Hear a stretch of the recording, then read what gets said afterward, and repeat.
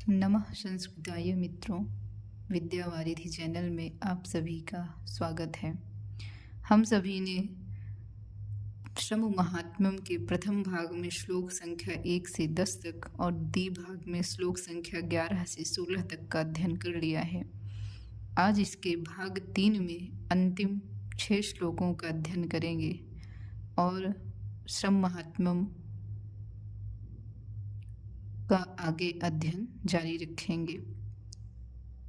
तो अनुष्टुप छंद में हम सभी ने इसका अध्ययन किया था। आगे 17 नंबर श्लोक से देखते हैं।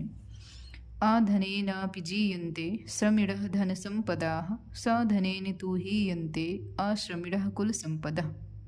इन्होंने कहा कि अधनेन अपि निर्धन होते हुए भी जीयन्ते जीवित रहते हैं। कौन से व्यक्ति निर्धन होते हुए भी जीवित रहते हैं? श्रमिणः श्रम करने वाले व्यक्ति। धन संपदा निर्धन होते हुए भी श्रम करने वाले व्यक्ति धन संपदा से युक्त जीवन यापन करते हैं, किंतु साधनेन धन से युक्त होते हुए भी अश्रमिणः श्रम न करने वाले व्यक्ति कुल संपदा हीयन्ते अपने ही कुल की संपदा का नाश करते हैं। आगे वो कहते हैं कि पदवाक्यमयी वाणी जिह्वैव निगीर्यते सा तु श्रममयी वाणी सर्वैः अंगैः उदीर्यते। अर्थात पद जो हमारी वाणी होती है, जो जिह्वा से जिह्वैव निगीर्यते, जो जिह्वा से निकलने वाली होती है, वह वाणी पद और वाक्यों से युक्त मात्र जिह्वा से ही निकलती है, किंतु श्रममयी वाणी जो श्रम से युक्त वाणी होती है, वह वाणी तो सर्वैः अंगैः उदीर्यते, वह वाणी सभी अंगों के द्वारा बाहर निकलती है।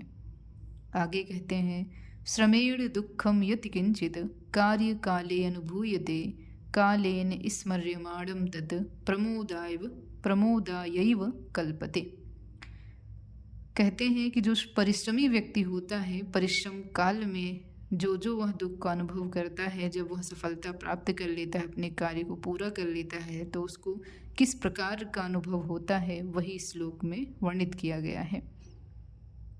तो वर्णिकर जी कह रहे हैं कि श्रमेण यत् किंचित दुखम, श्रम करते समय जो कुछ भी दुख, कार्य काले उस कार्य काल में उस कार्य को करते हुए परिश्रम के द्वारा या परिश्रमी व्यक्ति जो दुख का अनुभव करता है, तत् दुखम वही दुख जब उसे सफलता प्राप्त हो जाती है तो वही दुख कालीन स्मर्यमाणम समय पर याद आने पर प्रमोदायैव कल्पते आमोद प्रमोद अर्थात प्रसन्नता ही उत्पन्न करती है। तो उस समय परिश्रम करते समय तो अथाह दुख होता है, लेकिन जैसे ही सफलता प्राप्त हो जाती है तो हम उन्हीं सफलता परिश्रम के समय के अनुभवों को याद करते हैं कि किस प्रकार से हम सभी ने परित्याग किया था। आगे कहते हैं कि पुष्पिण्यो श्रमिणो जंघे गति धीरो दधा तथा व्यूढ़ वक्षो दृढ़ वंशो वपुः आरोग्य मंदिरम। श्रमी व्यक्ति के शारीरिक सौष्ठव का वर्णन करते हुए आचार्य वर्णेकर जी कहते हैं कि जो श्रमी व्यक्ति होता है, पुष्पिण्यो जंघे उसकी जो दोनों जंघाएं होती हैं, वह पुष्पिण्यो का अर्थ होता है हृष्ट पुष्ट होना। उसकी दोनों जंघाएं हृष्ट पुष्ट रहती हैं। उसकी गति धीर धैर्य युक्त और उद्धत होती है। व्यूढ़म वक्षः उसके वक्षस्थल विस्तृत होते हैं, विशाल होते हैं।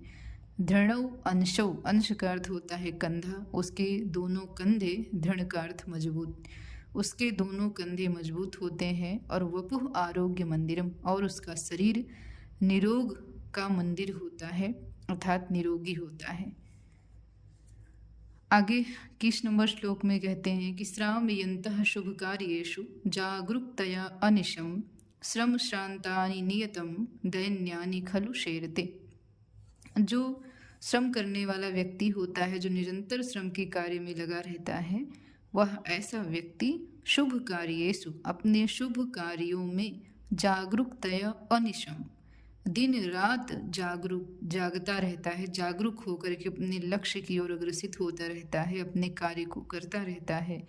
और श्रम श्रांतानि, जब अपने कार्य को पूर्ण कर लेता है तो श्रम से थक करके निश्चित रूप से आराम से शेरते, सो जाता है, आराम से नींद निद्रा को प्राप्त करता है, उसे नींद अतिशीघ्र और अच्छी नींद आ जाती है।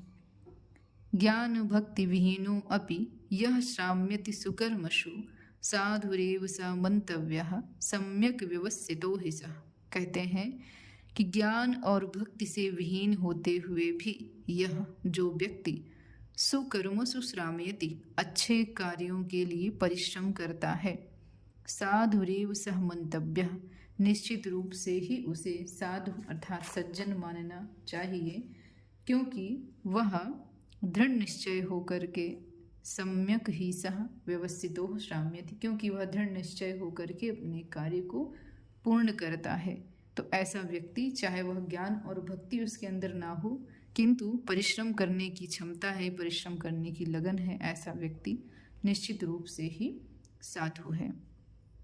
तो धन्यवाद। शम महात्म्यम समाप्त हुआ।